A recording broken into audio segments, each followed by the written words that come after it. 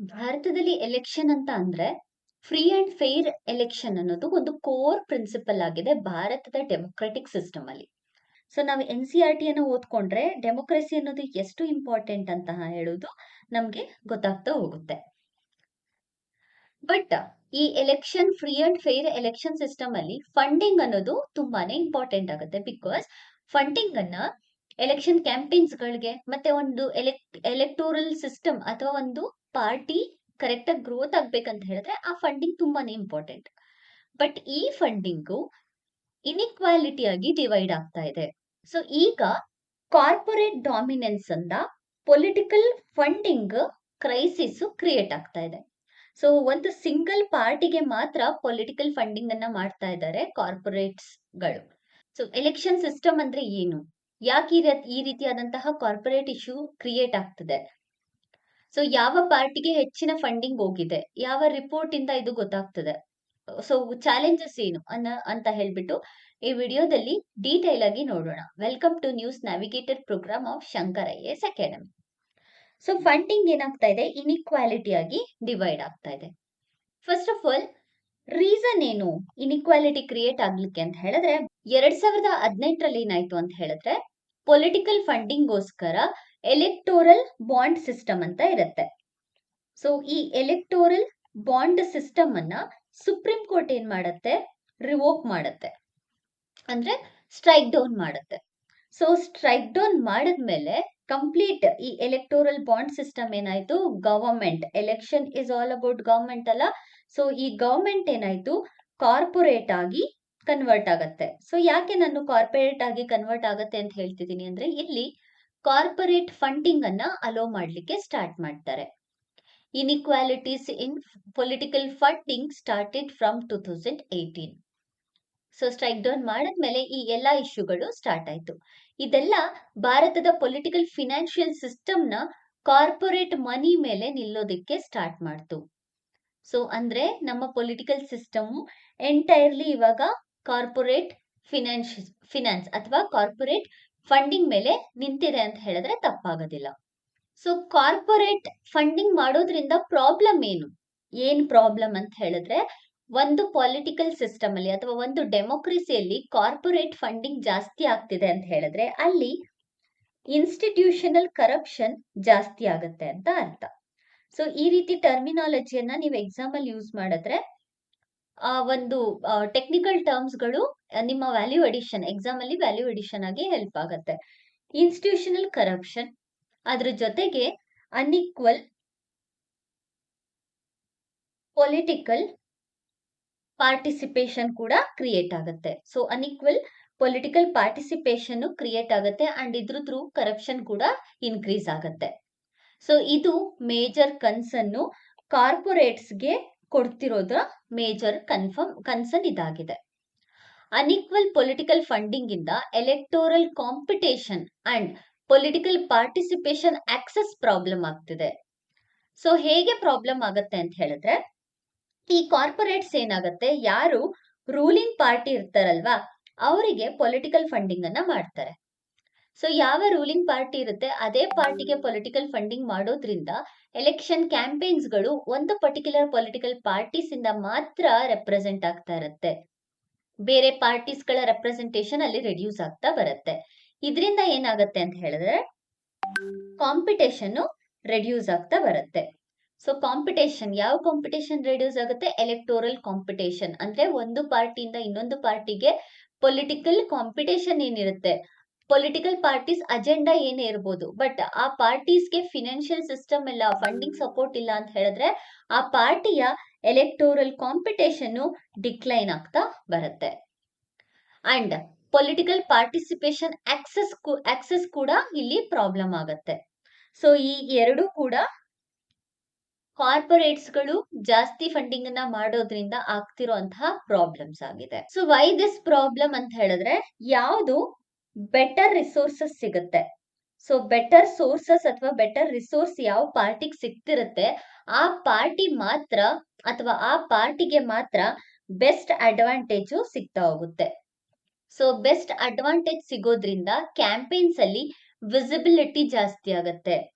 So both visibility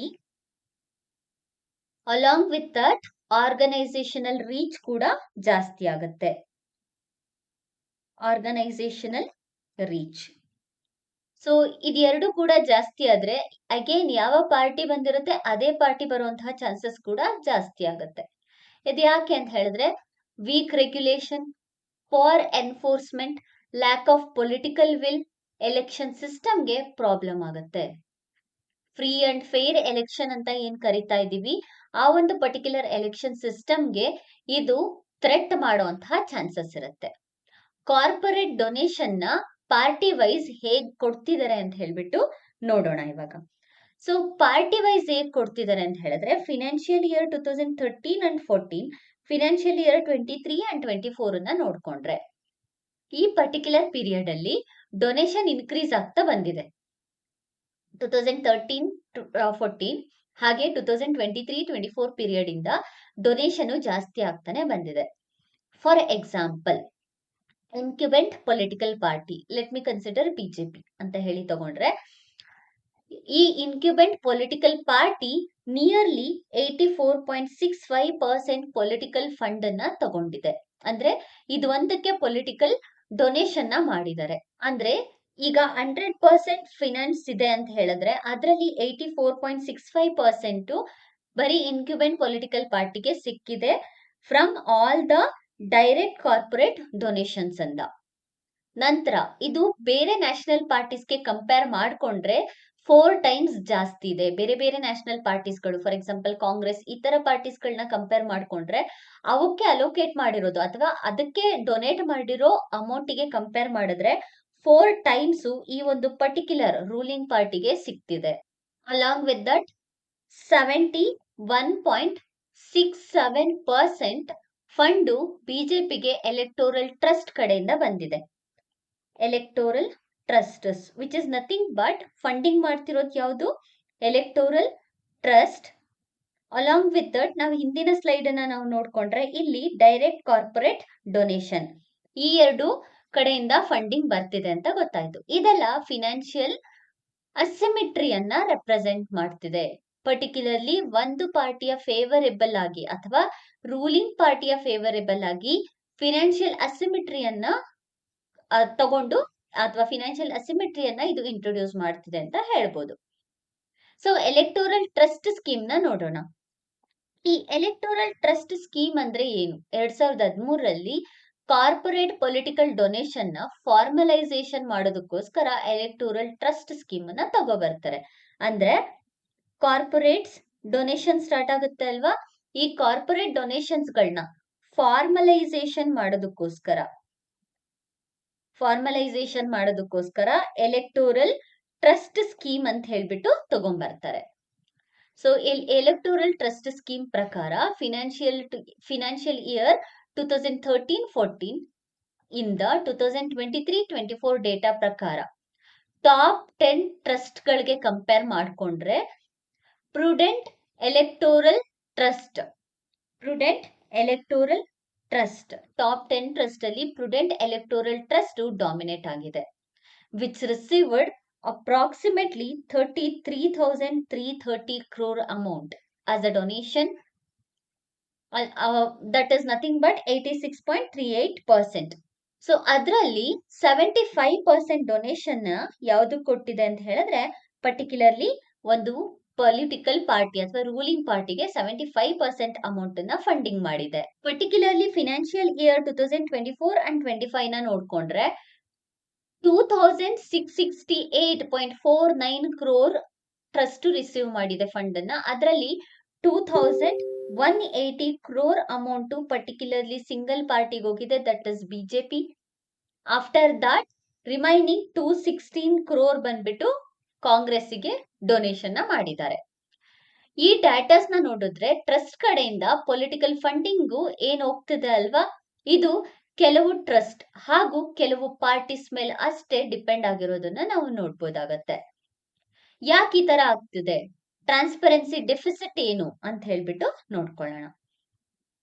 so ಯಾಕೆ ಈ ರೀತಿ ಪ್ರಾಬ್ಲಮ್ ಆಗ್ತಿದೆ, ಟ್ರಾನ್ಸ್ಪರೆನ್ಸಿ ಡೆಫಿಸಿಟ್ ಯಾಕೆ ಕ್ರಿಯೇಟ್ ಆಗ್ತಿದೆ ಅಂತ ಹೇಳಿದ್ರೆ firstly name of the donor companies ಹಾಗೂ ರೆಸಿಪಿಯಂಟ್ ಪಾರ್ಟೀಸ್ ಕಡೆಯಿಂದ ಹಾಗೂ IT ಡಿಪಾರ್ಟ್ಮೆಂಟ್ ಕಡೆಯಿಂದ ಮಾತ್ರ ಸಿಗುತ್ತೆ. ಅದು ಬಿಟ್ರೆ ಯಾವುದೇ ಪರ್ಟಿಕ್ಯುಲರ್ಲಿ ಯಾವ ರೀತಿಯಾದಂತಹ transparency ಇಲ್ಲಿರಲ್ಲ.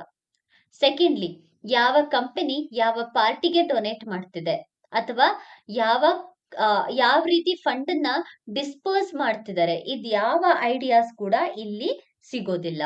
So what needs to be done, ಏನ್ ಮಾಡ್ಬೇಕು ಈ ರೀತಿ ಅಸಿಮೆಟ್ರಿಕಲ್ ಫಿನಾನ್ಷಿಯಲ್ ಸಿಸ್ಟಮ್ಗೆ ಅಂತ ಹೇಳಿದ್ರೆ, ಎಲೆಕ್ಟೋರಲ್ ಟ್ರಸ್ಟ್ಗಳು ಕಂಪನಿ ಅಥವಾ ಕಾರ್ಪೊರೇಟ್ ಗ್ರೂಪ್ಗಳ ನೇಮ್ ಅನ್ನ ರಿಫ್ಲೆಕ್ಟ್ ಮಾಡಬೇಕಾಗುತ್ತೆ, ಟ್ರಾನ್ಸ್ಪರೆನ್ಸಿಯನ್ನ ಅಶ್ಯೂರ್ ಮಾಡಕ್ಕೆ. ಡೆಮೊಕ್ರೆಟಿಕ್ ಅಕೌಂಟಬಿಲಿಟಿಯ ಅಚೀವ್ ಮಾಡಬೇಕು ಅಂತ ಹೇಳಿದ್ರೆ, public disclosure of donors and done mapping is essential. ಇದೆರಡನ್ನ ಮಾಡಿದ್ರೆ ಈಗ ಏನು ಅಸಿಮೆಟ್ರಿಕ್ ಮೆಥಡಾಲಜಿ ನಡೀತಿದೆ ಅದನ್ನ ಅವಾಯ್ಡ್ ಮಾಡ್ಬೋದಾಗತ್ತೆ. ನೆಕ್ಸ್ಟ್, ಪರ್ಟಿಕ್ಯುಲರ್ಲಿ ಕ್ಯಾಂಪೇನ್ ಫಿನಾನ್ಸ್ ನ ನೋಡಿದ್ರೆ, no legal cap on political expenditure, correct ಅಲ್ವಾ? ಪೊಲಿಟಿಕಲ್ ಎಕ್ಸ್ಪೆಂಡಿಚರ್ಗೆ ಇಲ್ಲಿ ತನಕ ಯಾವುದೇ ರೀತಿ ಕ್ಯಾಪ್ ಇಲ್ಲ, ಅದನ್ನು ಕೂಡ ತಗೊಂಡ್ಬರ್ಬೇಕಾಗತ್ತೆ. ನೆಕ್ಸ್ಟ್, ಎಲೆಕ್ಷನ್ಗೆ ಸ್ಪೆಂಡ್ ಮಾಡ್ತಿರೋದ್ರಲ್ಲಿ India one of the first place ಅಲ್ಲಿ ಇದೆ. ಈವನ್ USA ನ ಕೂಡ ಬೀಟ್ ಮಾಡಿದೆ. ಇದೆಲ್ಲದನ್ನು ಕೂಡ ನಾವು ಕಂಟ್ರೋಲ್ ಮಾಡ್ತಾ ಬಂದ್ರೆ ಈ ಅಸಿಮೆಟ್ರಿಕಲ್ ಫಿನಾನ್ಷಿಯಲ್ ಸಿಸ್ಟಮ್ ಅನ್ನ ಕಂಟ್ರೋಲ್ ಮಾಡಿ ಫ್ರೀ ಅಂಡ್ ಫೇರ್ ಎಲೆಕ್ಷನ್ ನ ಅಚೀವ್ ಮಾಡೋದಕ್ಕೆ ಹೆಲ್ಪ್ ಆಗತ್ತೆ. ಬಟ್ ಇದೇ ಮೊದಲ ಬಾರಿ ಈ ರೀತಿ ಆಗ್ತಾ ಇರೋದಾ? ಹೌದು. ಯಾಕೆ ಅಂತ ಹೇಳಿದ್ರೆ, ಹಿಸ್ಟಾರಿಕಲ್ ಸೆನ್ಸ್ ನ ನಾವು ನೋಡ್ಕೊಂಡ್ರೆ, ಹಿಸ್ಟಾರಿಕಲಿ ಕಾನ್ಸ್ಟಿಟ್ಯೂಯೆಂಟ್ ಅಸೆಂಬ್ಲಿ 1948 ಈ ಟೈಮ್ ನ ನಾವು ನೋಡ್ಕೊಂಡ್ರೆ, ಎಲೆಕ್ಷನ್ ಅನ್ನೋದು ಸ್ಟೇಟ್ ಅಫೇರ್ ಆಗಿತ್ತು, ಕರೆಕ್ಟ್ ಅಲ್ವಾ? ಪ್ರೈವೇಟ್ ಇದರಲ್ಲಿ ಅಲೋ ಇರಲಿಲ್ಲ, ಬಟ್ ಪಬ್ಲಿಕ್ ಫಂಡಿಂಗ್ ಅಷ್ಟೇ ಅಲೋ ಮಾಡ್ತಾ ಇದ್ರು. ಸೊ ದಟ್ ವೆಲ್ತಿ ಕ್ಯಾಂಡಿಡೇಟ್ಸ್ಗೆ ಮಾತ್ರ ಅಡ್ವಾಂಟೇಜ್ ಸಿಗೋದನ್ನ ಸ್ಟಾಪ್ ಆಗ್ತಿತ್ತು, ಕರೆಕ್ಟ್ ಅಲ್ವಾ? ಬಟ್ ಈಗ ಏನಾಗ್ತಿದೆ, ಹಿಂದೆ ಅದಕ್ಕೋಸ್ಕರನೇ ಫ್ರೀ ಅಂಡ್ ಫೇರ್ ಎಲೆಕ್ಷನ್ ನಡೀತಾ ಇತ್ತು. ಅದೇ ಟೈಮಲ್ಲಿ ಬೇರೆ ಬೇರೆ ಕಮಿಟೀಸ್ ಹಾಗೂ ಎಕ್ಸ್ಪರ್ಟ್ಸ್ ಗಳು ಸ್ಟೇಟ್ ಫಂಡಿಂಗ್ ಅನ್ನ ಸಪೋರ್ಟ್ ಮಾಡಿತ್ತು ಕೂಡ. ಅಂದ್ರೆ ಪ್ರೈವೇಟ್ ಫಂಡಿಂಗ್ ಅನ್ನ ತರಬೇಕು ಅಂತ ಕಮಿಟೀಸ್ ಹೇಳಿದ್ರು ಕೂಡ, ಬಟ್ ಕೆಲವೊಂದು ಕಮಿಟೀಸ್ ಗಳು ಪ್ರೈವೇಟ್ ಫಂಡಿಂಗ್ ಅನ್ನ ತರಬೇಕು ಅಂದ್ರೂ ಕೂಡ ಅದನ್ನ ಅಲೋ ಮಾಡಿರ್ಲಿಲ್ಲ. ಸೊ ಎಕ್ಸ್ಪರ್ಟ್ಸ್ ಮತ್ತೆ ಕಮಿಟೀಸ್ ಗಳು ಪಬ್ಲಿಕ್ ಫಂಡ್ ಮತ್ತೆ ಪಬ್ಲಿಕ್ ಅಫೇರ್ ಅನ್ನ ಕಾಪಾಡ್ಕೊಂಡು ಫ್ರೀ ಅಂಡ್ ಫೇರ್ ಎಲೆಕ್ಷನ್ ನ ಅಚೀವ್ ಮಾಡ್ಬೋದು ಅನ್ನೋದನ್ನ ಹೇಳಿದ್ರು. ಇದರಿಂದ ಟ್ರಾನ್ಸ್ಪರೆನ್ಸಿ ಅಚೀವ್ ಮಾಡ್ಬೋದು, ಪೊಲಿಟಿಕಲ್ ಪಾರ್ಟೀಸ್ ನ ಇಂಟರ್ನಲ್ ಡೆಮೋಕ್ರಸಿಯನ್ನ ಅಚೀವ್ ಮಾಡ್ಬೋದು, ಅದ್ರ ಜೊತೆಗೆ ಪಾರ್ಟೀಸ್ ನ ರೈಟ್ ಟು ಇನ್ಫಾರ್ಮೇಶನ್ ನ ಅಡಿಯಲ್ಲಿ ತರಬಹುದು ಕೂಡ. ಸೊ 1969 ಇಂದ 1985 ತನಕ ಕಾರ್ಪೊರೇಟ್ ಡೊನೇಷನ್ ನ ಬ್ಯಾನ್ ಮಾಡಲಾಗಿತ್ತು. ಇದರಿಂದ ಸಿಸ್ಟಮ್ಯಾಟಿಕ್ ರಿಫಾರ್ಮ್ ನ ತರೋದಕ್ಕೆ ಹೆಲ್ಪ್ ಆಗಿತ್ತು. ಸೊ ಅದೇ ರೀತಿ ಹಳೆ ಸಿಸ್ಟಮ್ ಅನ್ನ ಈಗಲೂ ಕೂಡ ತಗೊಬಂದ್ರೆ ಈಗ ಫೇಸ್ ಮಾಡ್ತಿರುವಂತಹ ಚಾಲೆಂಜ್ ಅನ್ನ ನಾವು ಫೇಸ್ ಔಟ್ ಮಾಡ್ಬೋದು. So what challenges and way forward must be do? First one, cap on expenditure, that I already explain. Second one, transparency achieve ಮಾಡೋದಕ್ಕೋಸ್ಕರ ಪೊಲಿಟಿಕಲ್ ಪಾರ್ಟೀಸ್ ಗಳನ್ನ ರೈಟ್ ಟು ಇನ್ಫಾರ್ಮೇಶನ್ ಅಡಿಯಲ್ಲಿ ತರಬೇಕಾಗತ್ತೆ.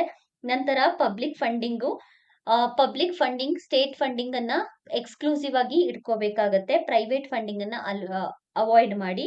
Next, oversight, election commission of ಇಂಡಿಯಾಕ್ಕೆ complete ಅಥಾರಿಟಿಯನ್ನ ಕೊಡೋದಕ್ಕೆ audit party finance ನ ತರಬೇಕು. ಇದಿಷ್ಟು ನಾವು ವೇ ಫಾರ್ವರ್ಡ್ ಅಲ್ಲಿ ಬರ್ಕೊಬಹುದಾಗತ್ತೆ. ಸೊ ಇದ್ರ ಮೂಲಕ ಒಂದು ಪ್ರಿಲಿಮ್ಸ್ ಕ್ವಶನ್ ನೋಡಿದ್ರೆ, with reference to political finance in India, consider the following statement.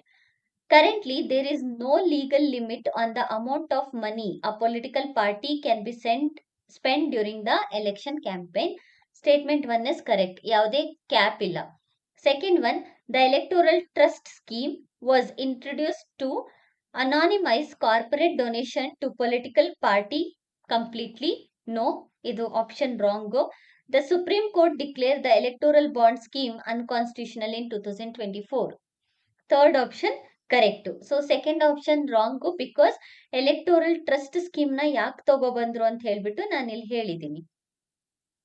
So ಯಾತಕ್ಕೋಸ್ಕರ ತಗೊಬಂದಿದ್ದು? ಕಾರ್ಪೊರೇಟ್ ನ ಫಾರ್ಮಲೈಸ್ ಮಾಡ್ಲಿಕ್ಕೋಸ್ಕರ ತಗೊಬಂದಿತ್ತು. ಸೊ ಹಾಗಾಗಿ ಸೆಕೆಂಡ್ ಆಪ್ಷನ್ ರಾಂಗ್ ಆಗಿದೆ. ಸರಿಯಾದ ಉತ್ತರ ಬಂದ್ಬಿಟ್ಟು 1 and 3 option B is the right answer.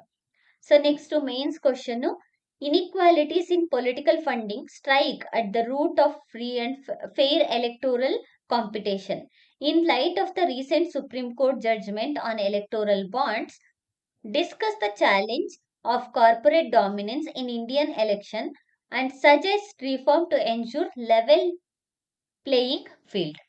So ಇದಕ್ಕೆ ಆನ್ಸರ್ ಅನ್ನ ಪ್ರಾಕ್ಟೀಸ್ ಮಾಡಿ ಎಕ್ಸಾಮ್ ಅಲ್ಲಿ ಇದೇ ರೀತಿ ಕ್ವಶನ್ ನ ಕೇಳುವಂತ ಚಾನ್ಸಸ್ ಇರುತ್ತೆ.